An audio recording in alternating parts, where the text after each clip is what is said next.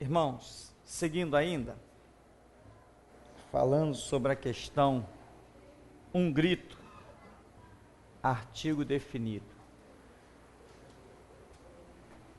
Um grito aí, vou usar a expressão, pode significar, tá?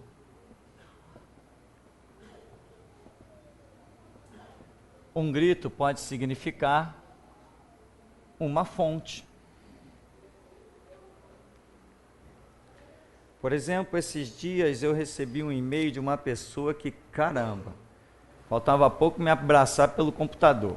Camarada, você sabe dessas pessoas assim que estão frustradas, decepcionadas com a vida mesmo, decepcionadas com o evangelho, depois de caminharem 15, 20 anos dentro de igreja, tentando encontrar Deus, mas é uma frustração. Aí quando a pessoa, parece que no último dia dela, quando ela vai desistir de tudo, entra lá num canto qualquer da internet, entra no Facebook, se depara com uma mensagem, aí a vida volta. É como ressuscitar. Isso é porque realmente a palavra de Deus tem estado conosco pelas suas misericórdias. Então, um grito, ele é proveniente de uma fonte. Isso aqui eu vou falar mais profundo no que eu acredito que isso possa significar. Quando o anjo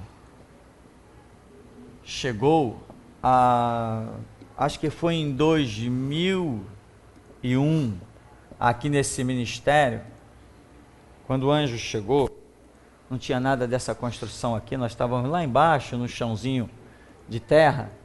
Quando em 2001 o anjo chegou, com aquela simbologia toda do cansaço, do papel amarelo, aquelas coisas que já contei tantas vezes, aquele anjo desprendeu um único papel e nos entregava esse papel escrito restauração. Irmão, isso pode significar que restauração só se levanta pela vida de uma única pessoa. Isso pode significar, eu tenho, pela misericórdia de Deus, tenho meditado nessas coisas e eu tenho, no meu pessoal, descoberto coisas realmente impressionantes.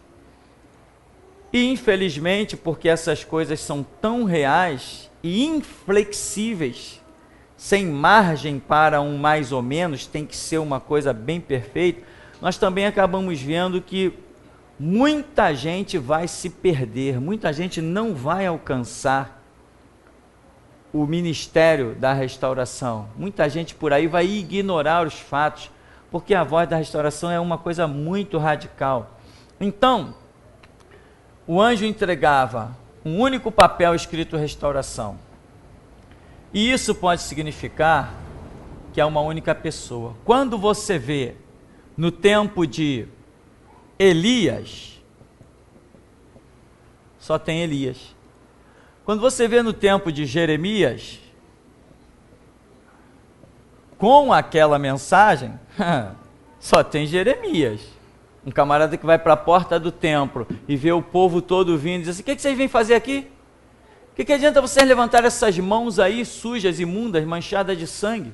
Cadê a causa da viúva? Cadê a causa dos órfãos?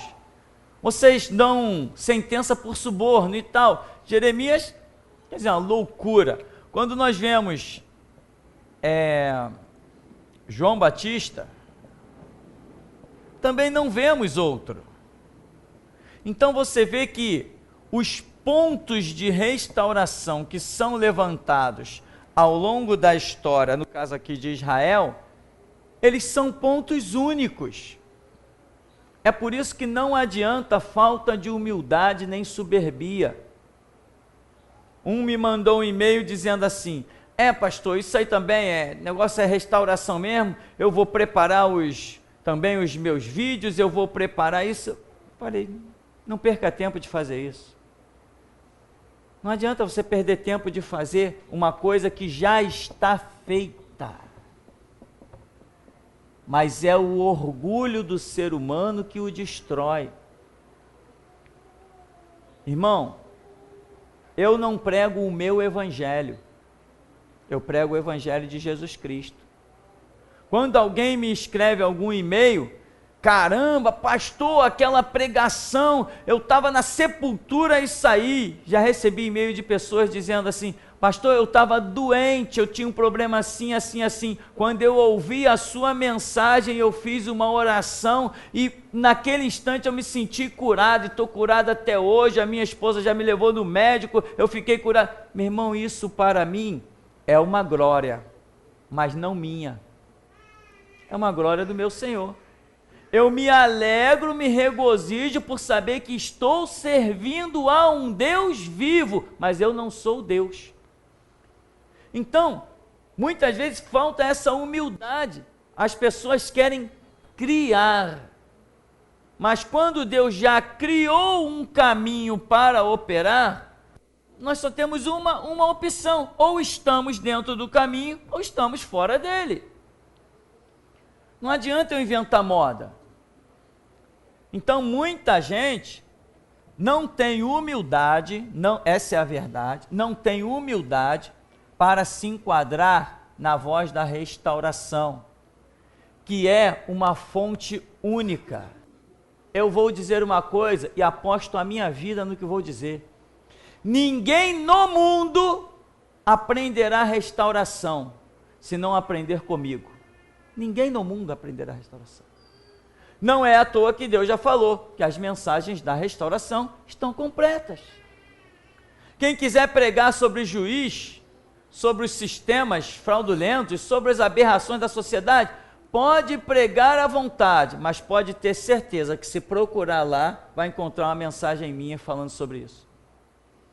Porque uma das coisas que me foi revelada, quando Jesus fala tal, que haveria uma restauração de todas as coisas, e eu ficava muito pensando que seriam essas todas as coisas. Todas as coisas não inclui só a igreja.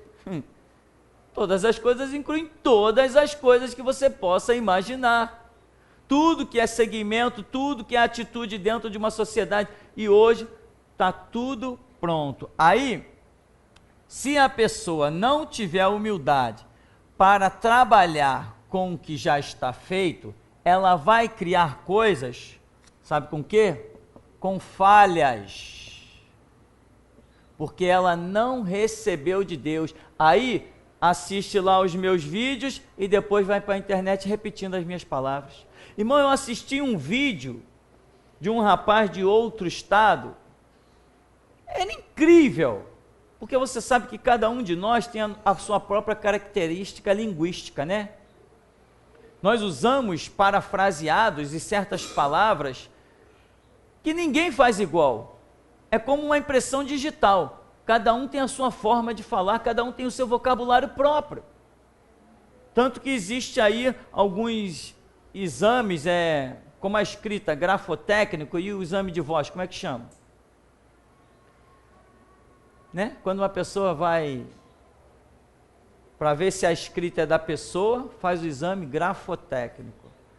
E quando, para saber se a voz é daquela pessoa, um especialista pega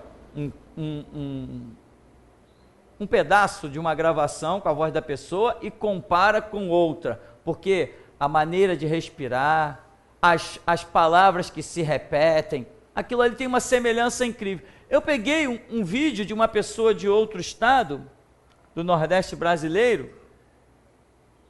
Meu irmão, parecia que eu estava me ouvindo com outra voz.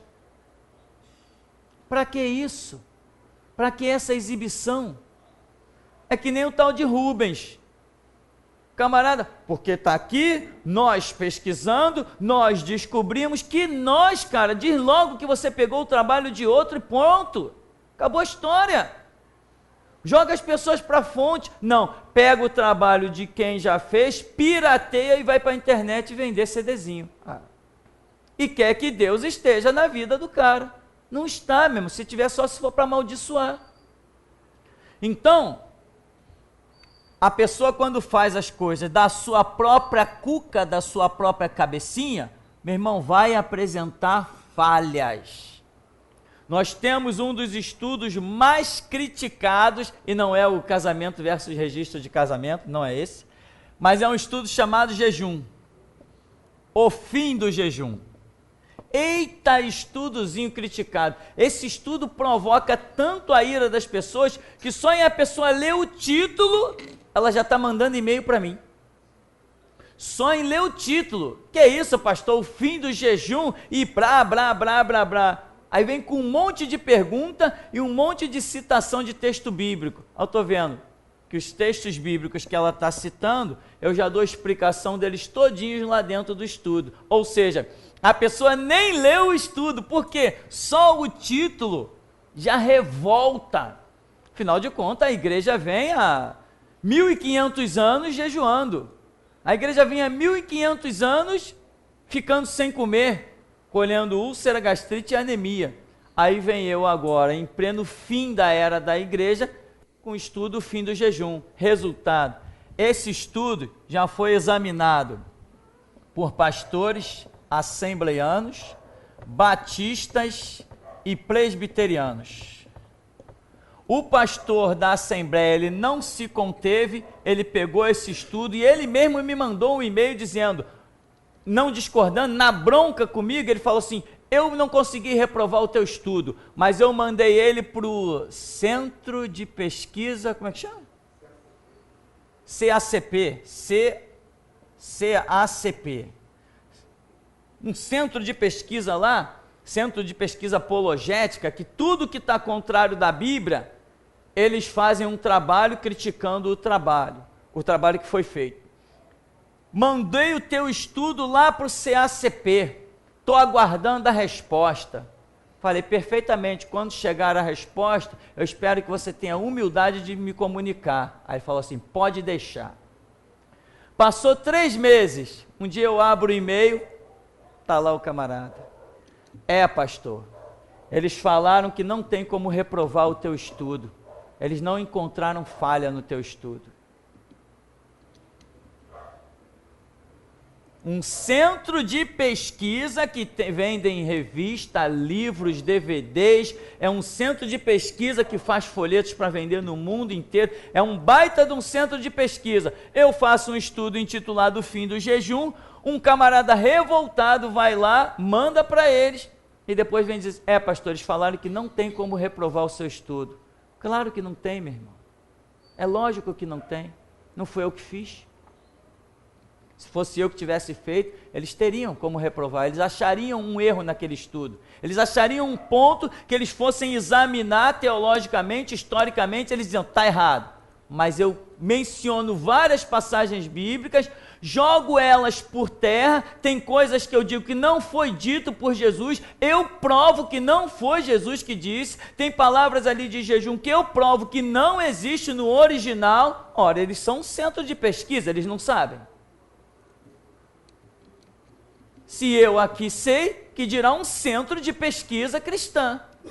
Resultado, quando eles viram o estudo, mandaram para o camarada. Não tem como reprovar, o estudo está correto. Agora, apesar de o estudo estar correto, eles não têm coragem de dizer que jejum não é bíblico. Porque uma coisa é conhecer a verdade, e outra coisa é ter a coragem para pregar certas coisas. Né? Então, as pessoas, quando quer fazer, porque eu quero fazer, eu quero ter o meu nome na história, eu quero... Meu irmão, isso não dá certo. Tem um camarada que estava lá com um negócio de número 7 lá na internet, falando do número 7 para cá, do número 7 para lá, da simbologia do 7, o 7, o 7, o 7, o 7. Tá, eu falei, rapaz, esse camarada é estudioso. Peguei um estudo meu, não lembro agora qual foi, acho que foi, não sei se foi da numerologia, mandei para ele, para somar com o estudo dele, acrescentar, porque ele estava apresentando várias coisas gloriosas sobre o número 7, catando várias coisas da Bíblia, mandei para ele, tá. Aí sabe o que o camarada fez? Pastor, não estou precisando de instrução não. Tá, beleza, morreu o assunto, acabou a história. Passou 2 meses, eu acho que sem querer, ele selecionou uma lista e o meu e-mail estava lá, aí ele mandou um estudo, aí chegou para mim uma cópia do estudo que ele mandou. Quando eu olhei o estudo, lá embaixo, o nome dele, mas o estudo era meu. O estudo era meu, fui eu que fiz aquele estudo. Abri o meu original, comparei com o dele na íntegra. Na íntegra. Ele de baixo só tirou o meu nome e colocou o dele. Eu te pergunto, esse camarada quer servir a Jesus Cristo ou ele quer aparecer? Ele quer aparecer. E nesse reino não tem espaço para quem quer aparecer, porque a estrela de Jesus não vai diminuir o brilho. E quando a dele brilha, não sobra espaço para nós. É assim que eu penso. Então, meu irmão, nós não estamos aqui para aparecer para homens, né? Estamos aqui para aparecer sim, para Deus. Jesus, eis-me aqui, envia-me a mim. Estou aqui para aparecer para Deus, mas para homens não. Então, nós precisamos ter humildade e caminhar naquilo que é correto. Diz então aqui, no verso 6, à meia-noite ouviu-se um grito, eis o noivo saiu ao encontro, então se levantaram todas aquelas virgens, prepararam as suas lâmpadas. As nécias disseram aos prudentes, dai-nos do vosso azeite, porque as nossas lâmpadas estão se apagando. Mas as prudentes responderam, não, para que não nos falte a nós e a vós outras, e diante aos que o vendem e comprai-o. E saindo elas para comprar, chegou o noivo, e as que estavam apercebidas entraram com ele para as bodas e fechou-se a porta. Irmão, veja um detalhe aqui interessante, que quando há o grito, o que acontece com todas elas? Acordam todas, todas acordam, elas acordaram. Mas, apesar de terem acordado, 5 prudentes vão seguir viagem, vão em direção ao noivo, mas 5 nécias, elas reconhecem que não podem ir ao encontro do noivo. Elas reconhecem. Elas são igreja? São. Elas têm a lâmpada? Tem. Mas elas olham para si e dizem assim, na condição espiritual que nós estamos, não tem como eu encarar Jesus. Eu reconheço as minhas falhas. Em outras palavras, é isso que aconteceu. Então elas dizem assim, nós precisamos de mais alguma coisa. Dá para vocês nos ajudar? Não, nós não podemos ajudar não. Nesse momento, se nós prestarmos ajuda a vocês, vai faltar para a gente. O momento é agora, essa é a hora. Vai lá e compra, ou seja, paga o preço. Vai lá comprar, pagar o preço, quer dizer, agora vai ter que abrir Bíblia, rever os conceitos, clamar, receber a unção, botar a unção, um azeite na botija para ir ao encontro do noivo. Não dá mais tempo. Não dá mais tempo. E o que acontece? Elas, tem que comprar, eu vou lá. Aí foram lá, né? Vamos imaginar, entraram na biblioteca, pesquisaram 10 versões bíblicas, né? Clamaram, buscaram, corrigiram suas vidas, tal. Bom, agora nós estamos em condições, vamos lá encontrar com o noivo. Não tinha mais tempo. Ou seja, quando o grito da meia-noite chega, o tempo está... O relógio está correndo, o tempo é muito curto, por isso que as mensagens foram postas lá, né, na internet, no seminário1.com, foram postas com bastante antecedência. Eu estava em casa aí uns dias desses, aí despertei, veio aquele negócio na minha memória. Eu consultei o Afonso, falei, Afonso, dá para a gente fazer isso, tal? Dá. Então vamos lá, joga lá na internet. Por quê? Tem que estar lá para dar tempo de que todas as virgens se preparem para entrar nas bodas. Mas tem virgem que é nécia, cabeçuda, né? Imprudente. E o resultado vai ser o quê? Quando forem lá, não vai dar nem tempo de ouvir todas as mensagens. Não pode negligenciar a caminhada, e é o que muita gente está fazendo. Então elas reconheceram que a condição espiritual que elas se encontravam, elas não poderiam encarar o noivo. O que faltou? Faltou mesmo unção. Mas a palavra tinha, não tinha? A palavra tinha, mas faltou a capacitação, a unção do Espírito Santo, que nos dá aquela convicção interna de que eu posso comparecer perante o Todo-Poderoso e Ele pode me julgar, porque Ele não vai me condenar.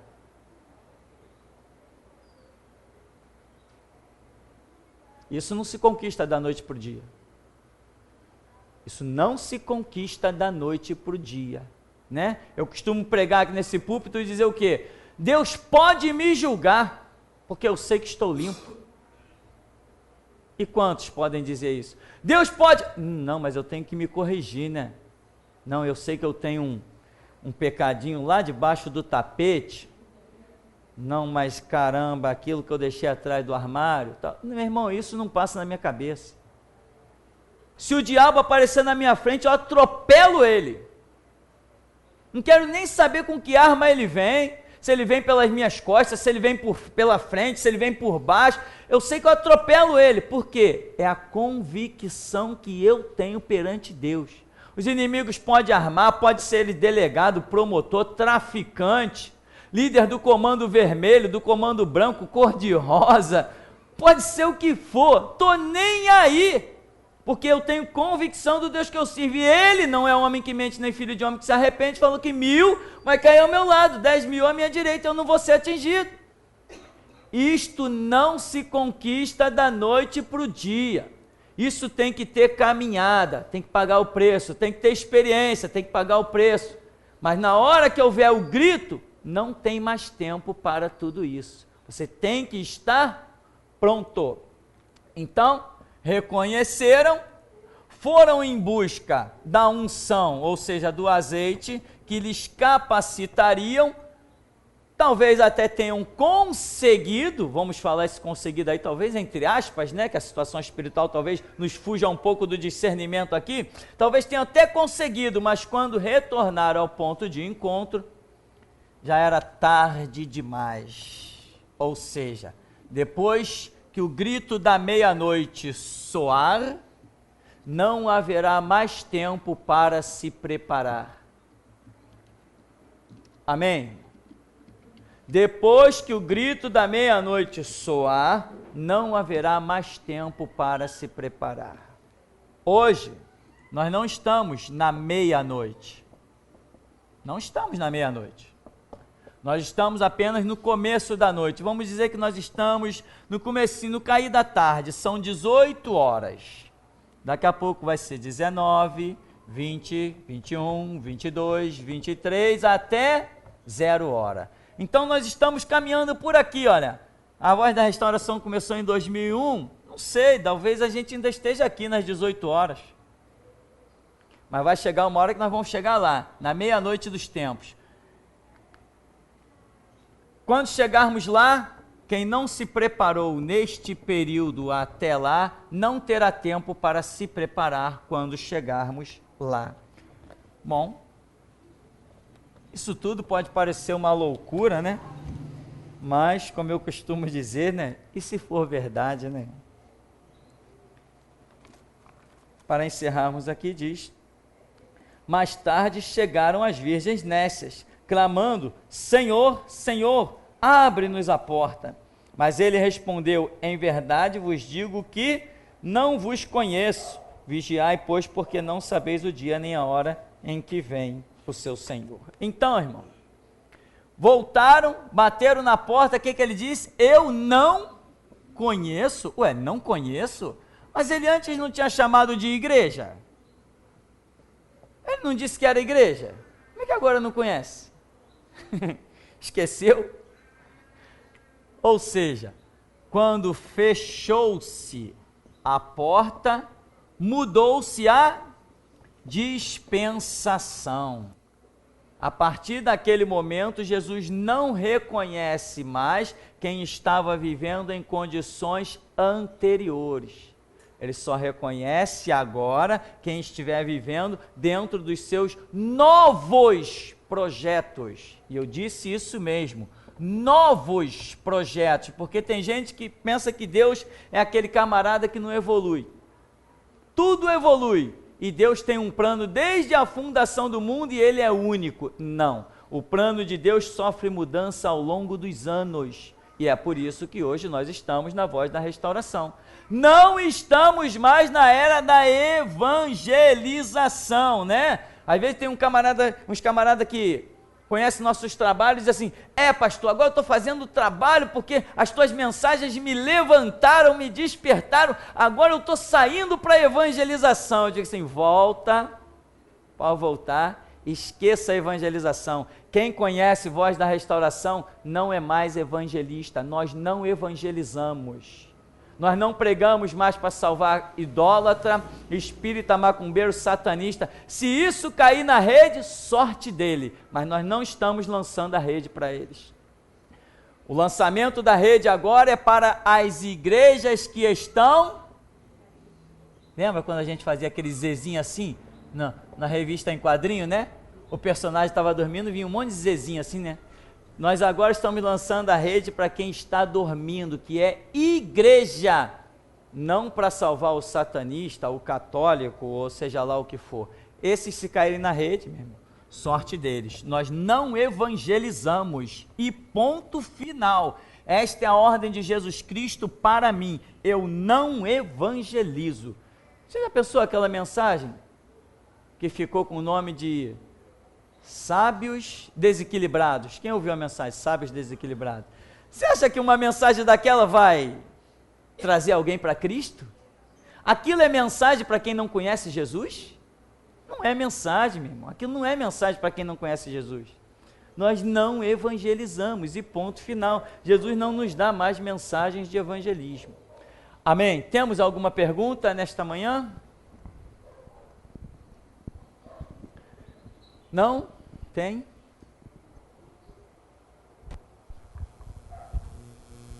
Pastor, no caso, nós temos aprendido aqui na restauração que de tempo em tempo, esses meses, né, troca-se a dispensação, né, o mover aqui no ministério.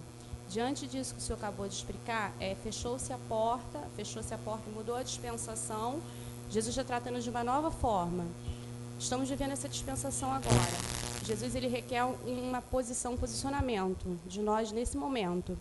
Quando virar essa que nós chamamos de dispensação aqui, esse mover, nós temos então que nos enquadrar numa nova dispensação que entrará. Então, de tempo em tempo, nós temos que ter um comportamento diferente, de acordo com aquilo que Jesus quer da nossa vida naquele momento? Não nessa dispensação. Veja bem, a dispensação que nós estamos vivendo é a restauração. Ela vai até o fim.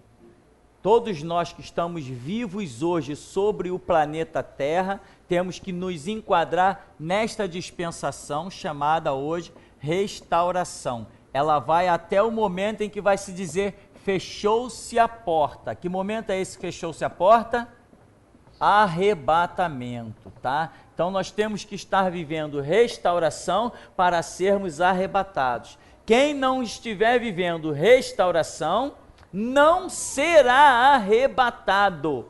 Quem não estiver vivendo restauração, não estou falando restauração nominal, estou falando restauração em essência, vivendo mesmo, centro da vontade de Deus, dentro desse projeto que Ele tem atualmente sobre a terra. Quem não estiver vivendo isso, não será arrebatado, né? Então, esta é a dispensação que nós estamos vivendo, e para nós que estamos vivos, ela tem que ir até lá. Se eu não for arrebatado e ficar sobre a terra, aí eu encararei outra dispensação, que é o domínio do anticristo, que vai ter uma força fora do comum. Por quê? Porque a igreja, sobre quem o Espírito Santo opera, a igreja vai sair da terra. Podemos acreditar que o Espírito Santo não vai mais estar dando a força que tem nos dado hoje. Quem ficar sobre a terra vai ter que encarar o reinado do anticristo, e para ser salvo terá que ser martirizado.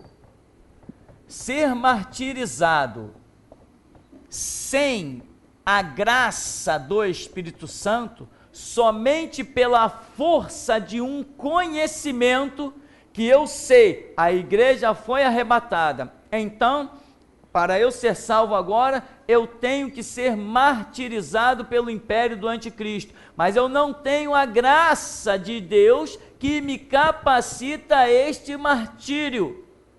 Eu vou ter que morrer na força do braço, confessando Cristo na força da língua, e não no poder do testemunho de Jesus através do Espírito Santo. Essa é a questão. Tempo da graça encerra-se com o fechar da porta, que é o arrebatamento da igreja. Essa ação poderosa do Espírito Santo, ela terá um fim. Quando diz, fechou-se a porta, houve o arrebatamento. Quando muda a dispensação, eu corro risco, porque talvez eu não encontre coragem para confessar Jesus Cristo depois do arrebatamento. Porque eu não vou ter ajuda do Espírito Santo. Eu só terei o conhecimento dos fatos, mas não vou ter ajuda dele. Ele ajudou até aqui, até a porta, até o arrebatamento. Daqui para frente, o mundo estará entregue em trevas. Se o mundo vai estar em trevas, então não tem Espírito Santo. É aí que corre o risco, muita gente, de não ter coragem de ter os seus dentes arrancados, seus dedos cortados, não ter coragem de ficar numa cadeira elétrica aumentando os volts bem devagarzinho, essas coisas assim, né? Nós não somos tão corajosos quanto pensamos, mas o Espírito Santo é que nos capacita. Então a dispensação que hoje nós vivemos, nós não podemos perdê-la. Temos mais perguntas? Não? Na Igreja Universal, eles falam de um Espírito Santo. Pastor, que Espírito é esse? Esse Espírito é o mesmo que eu consultava no tempo dos terreiros, chamado Trancarrão-Ua, Maria Mulambo, Exu, Oxum, Ogum, Preto Velho, Maria Padilho. É o mesmo Espírito Santo que opera lá na Igreja Universal, é esse dos terreiros de Macumba. E o Jesus que tem lá na Universal, eu particularmente, estou cuspindo na cara dele há muito tempo. O Deus que eu amo e sirvo não entra pelas portas da Universal. Pastor, no dia do julgamento, os mortos serão julgados em espírito ou de carne e osso? Desculpa não saber direito sobre o assunto, mas uma pessoa que está no inferno, ela volta ao planeta Terra para ressuscitar e ser julgado? Não é uma questão de voltar ao planeta Terra, não. Paulo, na visão de Paulo, porque Jesus não entra nesses detalhes, Paulo diz que no arrebatamento será num abrir e fechar de olhos, e ele diz que nós, os que estivermos vivos, não precederemos os que dormem. Então, os que dormem no pó da terra, Paulo descreve, pela revelação que lhe foi dado, posso assim dizer, que os que dormem, que estão no paraíso, né? Os que morrem vão para o paraíso, a semelhança daquele ex-ladrão lá da cruz, hoje mesmo estarás comigo no paraíso. Mas o corpo daquele ladrão não foi sepultado, mas ele foi para o paraíso. Então, a essência espiritual dele, a sua realidade viva, foi para o paraíso, mas o seu corpo retornou ao pó da terra. Estamos falando aqui de um salvo. Então, no arrebatamento, segundo o entendimento que o apóstolo Paulo tem, esses que estão no pó da terra terão o seu corpo ressuscitado e transformado, e vai encontrar-se, reatar-se com o Espírito, a essência espiritual que está no paraíso de Deus. Então, a pessoa volta à existência, mas com um corpo diferente, porque ele diz, é necessário que isto que é corruptível se transforme em incorruptibilidade, ou seja, esse corpo que se degenera, que apodrece, que perece, vai ser transformado em algo eterno, algo que não mais será degenerado, algo que não envelhecerá jamais. Na visão de Paulo, nós temos esse entendimento, que o que está no pó da terra é ressuscitado, transformado e se junta com o Espírito que está no paraíso. E daí parte-se para receber os galardões e herdar a glória de Deus, propriamente dita, que a glória de Deus ela vai além do paraíso. O paraíso não é a morada final. Quanto aos mortos que estão condenados, os não salvos, esses não estão em paraíso, eles estão num lugar chamado Hades, ou Seol, ou simplesmente inferno, mas o corpo também está no pó da terra. Eles, a semelhança dos salvos, ressuscitados são os seus corpos, encontram-se com o seu espírito que procede do inferno, vão para uma tribuna de julgamento para o veredito ser-lhes dado, embora já estejam condenados, mas vão comparecer perante o tribunal de Cristo. Isso é um tipo de visão de entendimento que muita gente tem. E depois desse julgamento, eles serão lançados no lago de fogo e enxofre. Aí sim, Apocalipse diz que esta é a segunda e definitiva morte.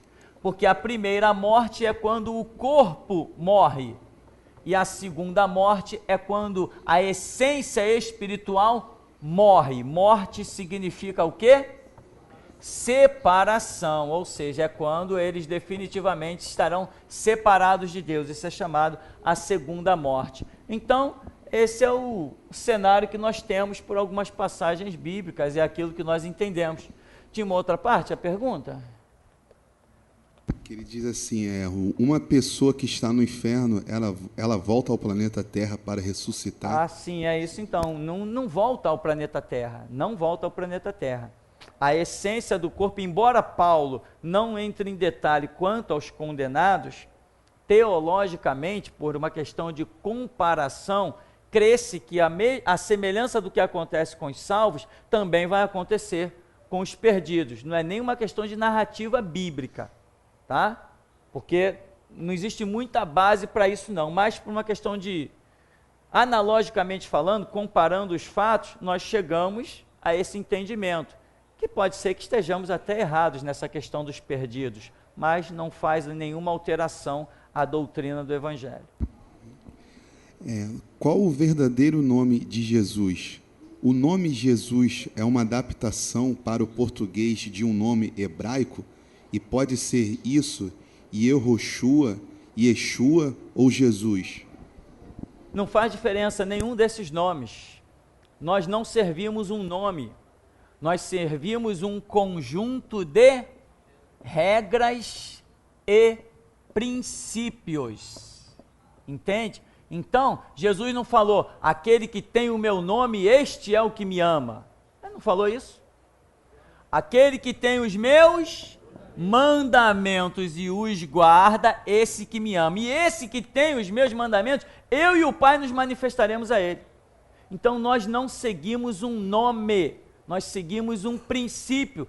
Não é através do nome, né? Já viu aquelas pessoas que metem uma gargantilhazinha aqui no pescoço, escrito Jesus. Tá, com Jesus a caminho do inferno. Não faz diferença, não é nome, não é nome. O nome é apenas uma combinação de letras, J-E-S-U-S. E, lá no hebraico é Yehoshua HaMashiach, Jesus o Messias. Lá no inglês é Jesus. Lá na Alemanha deve ser outra coisa qualquer. No Japão, aquelas letras horríveis, né? Na China, outro nome qualquer. Não faz diferença isso. Quando eu digo demônio, sai em nome de Jesus. O demônio diz assim, não, peraí, eu vim da Alemanha ontem, em nome de quem? Não entendi. Não é isso. O que acontece é uma ação no mundo espiritual. Quando eu digo demônio, sai em nome de Jesus, o Espírito Santo olha lá em mim, tchan. Esse tem os princípios de Deus. Demônio, rua. O Espírito Santo bota o cara para correr. Por quê? Porque vê a minha vida com os princípios de Cristo. Agora, quer uma prova de que o nome de Jesus não tem poder? Eu vos esconjuro por Jesus, a quem Paulo prega. Ah é? Eu também, deixa comigo. O demônio pulou em cima dos camaradas e eles eram o quê? Os filhos do principal sacerdote, eles eram filhos do sumo sacerdote. E eles falaram a regra certinha, olha, por Jesus a quem Paulo prega. Não era exatamente isso? Não era o Jesus que Paulo pregava? Cadê o erro? Mas diz a Bíblia que o demônio saltou sobre eles, rasgou-lhes a roupa, deu-lhes uma senhora surra e eles saíram envergonhados, fugidos e não ousaram mais tocar no nome de Jesus. Por quê? Porque não tinham princípio, não faziam parte da igreja de Jesus Cristo. Eles eram filhos dos sacerdotes, queriam continuar vivendo o conceito judaico e ousaram tocar no nome de Jesus, como se o nome fosse a fonte do milagre. Não. Lâmpada para os meus pés e luz para o teu caminho não é o nome, é a palavra. Agora, tem gente que quer seguir o nome. Pega uma bela de uma cartolina, escreve Jesus, põe atrás do carro, põe na frente da porta da frente, prega na janela, vai mesmo. Vai ver se adesivo escrito alguma coisa segura demônio. Adesivo escrito letra não segura demônio não, irmão. Que segura demônio é aqui, ó. Peito com a couraça da justiça, capacete da salvação, pés na preparação do evangelho da paz, a espada do Espírito, que é a palavra de Deus, cinturão da verdade, couraça da justiça, é isso que segura demônio. Isso é armadura blindada, meu irmão. Nem canhão moderno consegue atravessar esse negócio. Vai nesse negócio, sai em nome de Jesus. Ah, tá, falar em sai em nome de Jesus, deixa eu contar uma piada aqui. Uma dona, uma vez numa Nova Vida, ela, não é piada não, é sério, irmão. O demônio manifestou lá, ninguém conseguiu expulsar o demônio. Aí ela se aproximou, peraí, saiu lá que nem, saiu toda valente, chegou lá perto, demônio, tu não pode resistir, em nome de Jesus, sai. Aí o demônio, em nome de quem? Acende um cigarrinho aí pra gente. A mulher virou as costas e saiu batida. Porque ela escondia, né? Na igreja ela não fumava, mas dentro de casa ela fumava. O demônio, acende cigarrinho aí pra gente. E outras histórias, meu irmão. Ó, teve um caso de uns irmãos batistas, né? Uns irmãozinhos batistas. E manifestou um demônio numa igreja. E era assim, o culto acabou tipo 8h30. Meu irmão, deu 2h da manhã, eles estavam lá, sai em nome de Jesus, sai em nome de Jesus, sai em nome de Jesus. Veio o primeiro, cansou, veio o segundo, cansou, veio o terceiro, cansou, e ficou fazendo rodízio. Daqui a pouco o demônio falou assim, esse nome que vocês chamam aí não pode me expulsar. Como é que é? Esse nome não pode expulsar? Então o que expulsa ele? Os princípios, as regras. Isso é que expulsa demônio. É isso que expulsa demônio. É princípio, conceito, moral, dignidade, honra. É isso que expulsa demônio. Não é nome, Jesus. É conceito, é princípio segundo o Evangelho de Cristo. Isso é autoridade dada ao homem, não é um nome. Moisés falou, qual é o teu nome que eu vou a Faraó? Que nome, cara? Para que tu quer nome? Eu sou o que sou, vai lá e diz para deixar sair o meu povo. Não é o nome que tem poder, é a ordem, é a palavra, é o conceito, é a regra. Agora, quem quiser viver nome, quem quiser se escandalizar, com besteirinha, a revoar, o grito da meia-noite vai chegar. Amém, meu irmão? Então, volta a pergunta aí, que eu já não sei nem para onde eu fui. Qual o verdadeiro nome de Jesus? Ah, sim, tá bom. O verdadeiro nome de Jesus é o Evangelho de nosso Senhor e Salvador Jesus Cristo. Este é o verdadeiro nome de Jesus. Tá, meu irmão? Este que é o verdadeiro nome de Jesus. Evangelho de nosso Senhor e Salvador Jesus Cristo. É sobre isso que o Espírito Santo opera, né? Já vi muita gente envergonhada. E o caso do demônio dos irmãos Batista que eu estava contando, só para encerrar, né, para a história não ficar sem fim. Senão depois, qual a moral da história? Não, a história ficou imoral, ficou sem fim. Depois, 2h da manhã, o demônio fala, vira para os irmãos e diz assim, ó, eu vou embora, tá? Mas vou embora porque eu quero. Vou embora porque eu quero, não é porque vocês estão mandando não, hein? Com todas as letras, irmão. Piada verdadeira. Vou embora porque eu quero, não é porque vocês estão mandando não, hein? Irmão, Deus não nos chamou para ficar envergonhado diante de diabo, não. Agora, nós temos que viver a realidade, né? A verdade do Evangelho. Jesus tem que ser o primeiro lugar, eu tenho que estar disposto a pagar o preço. Deus não nos deixa envergonhar, Deus nos dá graça, compaixão e misericórdia. Agora, eu tenho que valorizar aquele sangue derramado por mim. Agora, tem gente, né? Você já viu, você já entrou em algumas casas aí? Aí aquelas bíblias bonitas, irmão, aquelas coisas, né, trabalhada, aí abre lá no Salmo 91, porque é um salmo forte. Ah, é? Salmo 91 é um salmo forte. Aí abre lá no Salmo 91, o meu aqui está em Provérbios, mas só para exemplificar, irmão. Salmo 91, em cima da uma estante, aí tu chega lá na casa de alguém, a página toda amarelada, que pena, estragando a Bíblia. Que isso, irmão? Que isso aí? Não, o Salmo 91 é para expulsar os maus fruídos. O que está escrito no Salmo 91? Não sei não. Dá a Bíblia para quem quer ler, né, irmão, ao invés de ficar... Pastor, ouvindo Silas Malafaia, vemos bem o que o senhor está falando, pois ele disse ontem em uma das suas pregações que o crente também é derrotado, e essa derrota é para capacitar, e o povo bateu palma para isso. Derrotado? Não, irmão, eu não sei exatamente o que o Silas estava pregando, né? Não sei. Como é que às vezes uma pregação tem 1 hora e a gente quer por 2 segundos saber o que o camarada estava dizendo. Não é isso? Agora, pegando assim um contexto só para me expor o meu ponto de vista, né? Nada nem contra nem a favor a ninguém, apenas o meu ponto de vista. Eu acredito o seguinte, que não existe derrota para um cristão, para quem anda com Deus, quem anda no centro da vontade de Deus. Não existe derrota. Agora, a Bíblia diz, no mundo tereis aflições.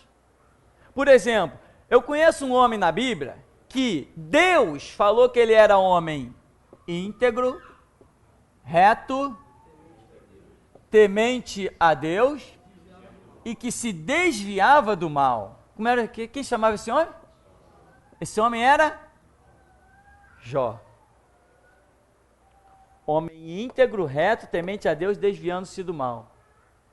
Um homem impecável. Aí o diabo aparece diante de Deus e diz assim, ele mas também tu coroou ele de bens, deixa eu tocar em tudo que ele tem e tu vai ver que ele blasfema de ti na tua cara. Deus falou assim, vai lá e toca, arrasa com tudo dele, mas a vida dele é minha, não toca na vida dele. Tudo aquilo que Jó passou foi derrota?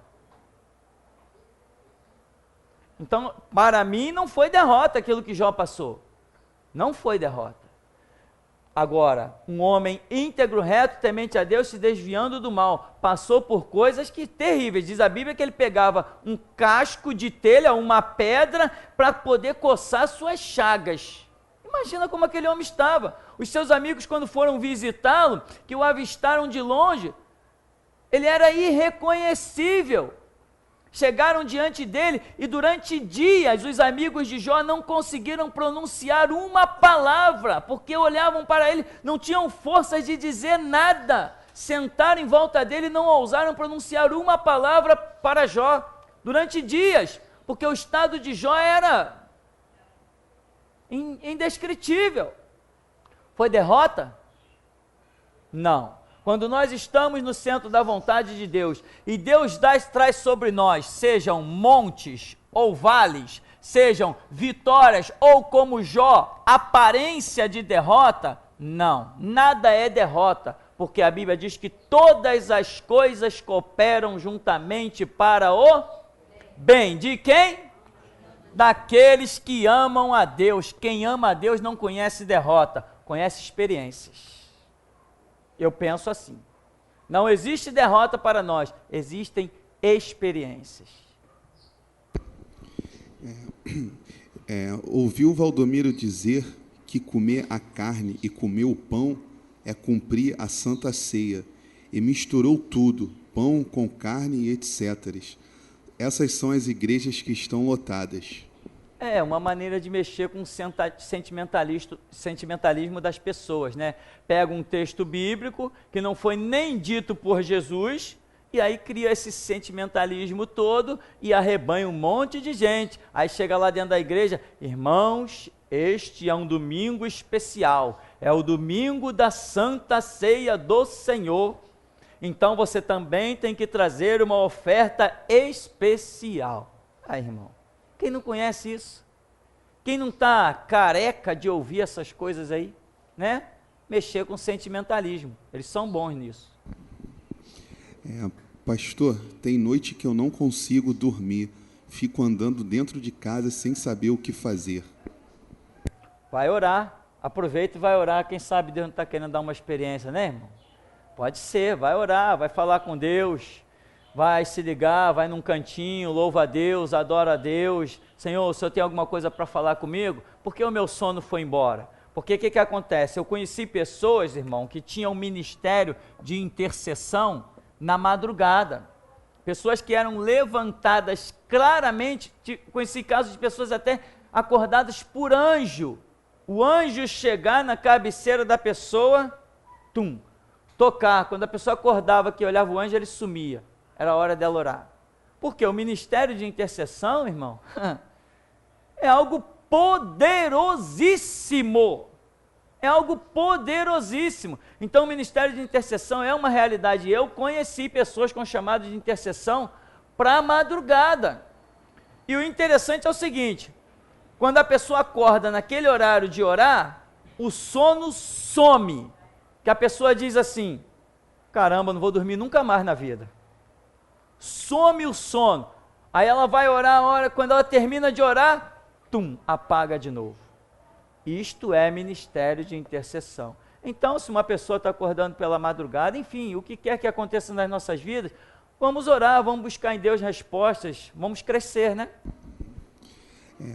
Qual era a cidade de Davi? Cidade de Davi? Davi foi consagrado rei a primeira vez em Hebrom, depois passou para outros cantos, por fim foi parar em Jerusalém. Eu não sei o que a pessoa quer saber com cidade de Davi, né? Eu tenho certeza que hoje Davi só tem uma cidade, né? E é para lá que nós queremos ir, amém, irmão? Então isso aí, não sei a que nível a pessoa está querendo saber essa informação. A palavra ociosa volta para nós quando julgamos sem ser firmado na Bíblia. Podemos julgar o que a Bíblia diz ser errado?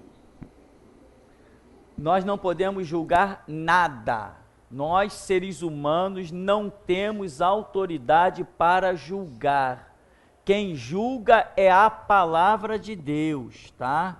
Então, o Senhor Jesus disse, com a medida com que medirdes, vos hão de medir a vós. Então, se você vai medir alguma coisa, meça com a medida da palavra, que aí vão te medir também com a medida da palavra.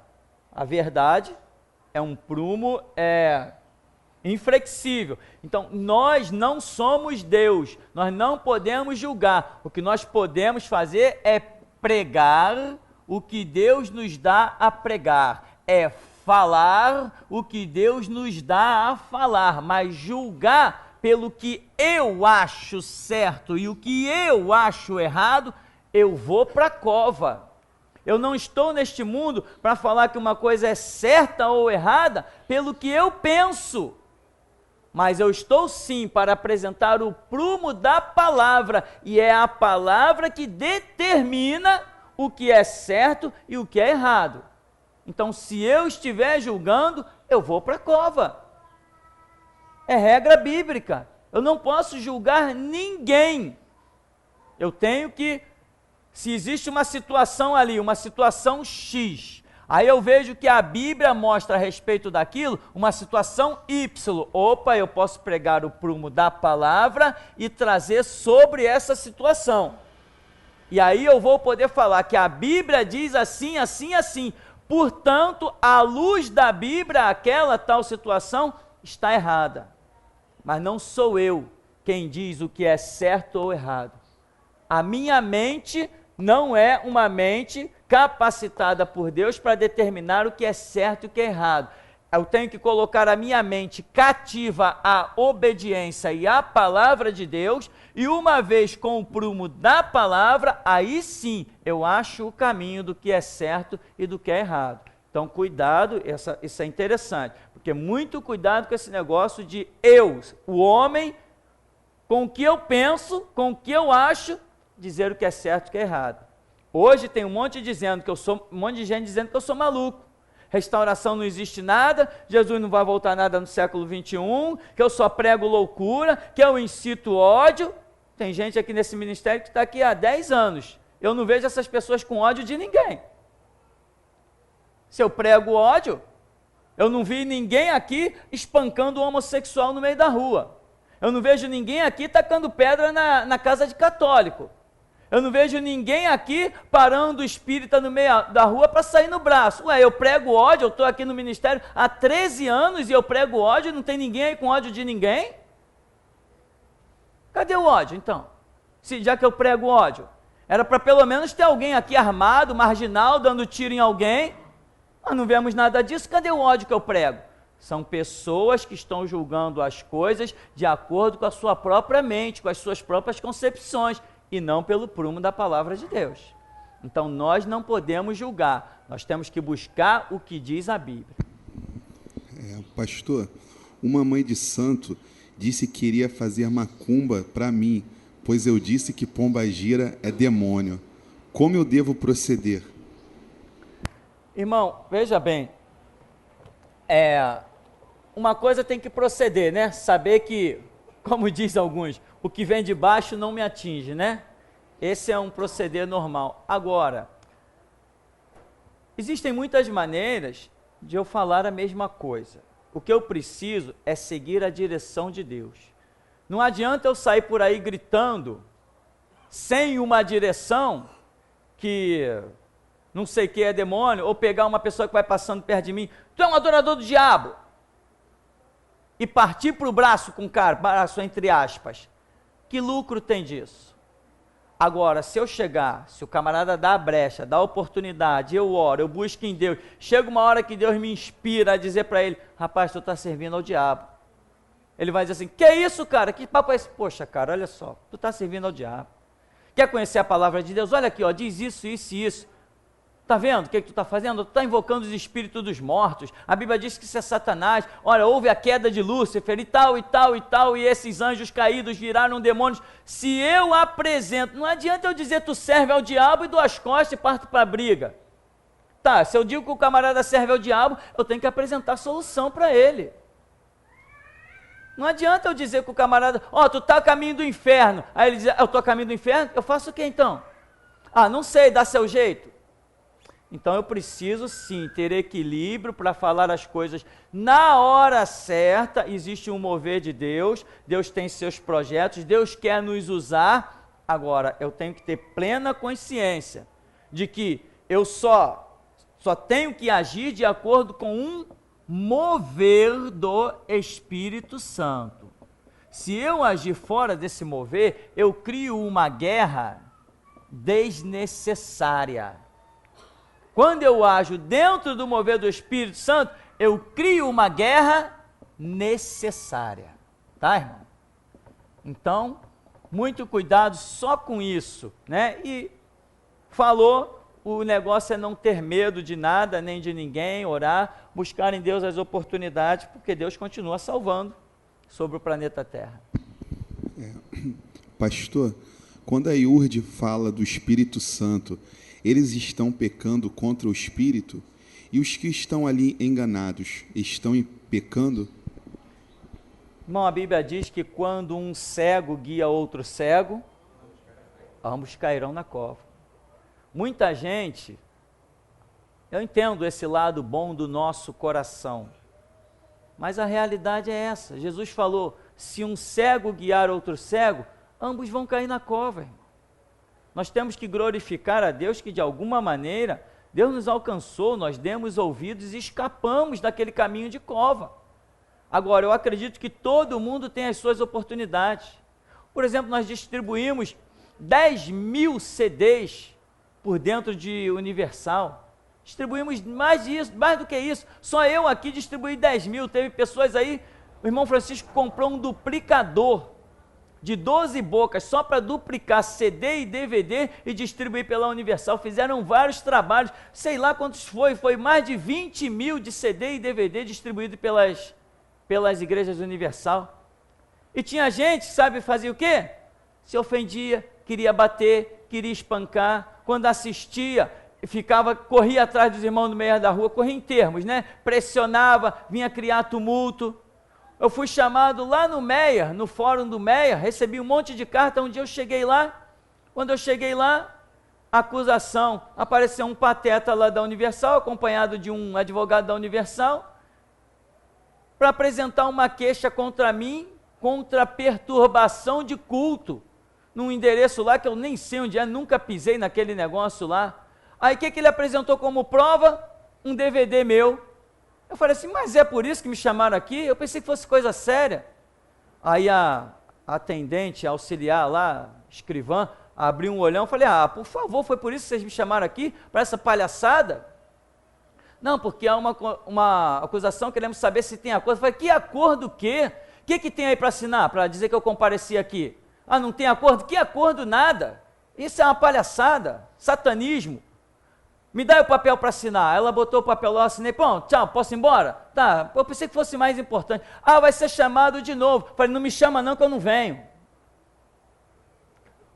Ou o camarada recebe o CD, ouve o CD, ao invés de se converter, se sente ofendido.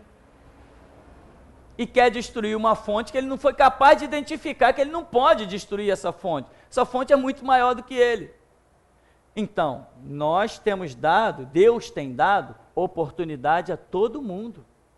Todos têm oportunidade. Como eu tive, você teve, tanta gente tem tido essas oportunidades. Tem pessoas aqui que pedem toda semana 10 DVDs, 30 CDs, 50 e vai distribuindo por aí. O mundo está ouvindo a voz da restauração. Quantos vão se arrepender? Eu não sei. Então não existe inocente. A Bíblia diz que ao culpado Deus não terá por inocente. E quando um cego guia outro cego, ambos cairão na cova. Sinto muito, mas a Bíblia diz que eles cairão na cova. Não tenho como impedir. Eu só tenho que fazer a minha parte. E é isso que eu tenho procurado fazer. Amém, irmãos? Perguntas ou encerramos? Encerramos então?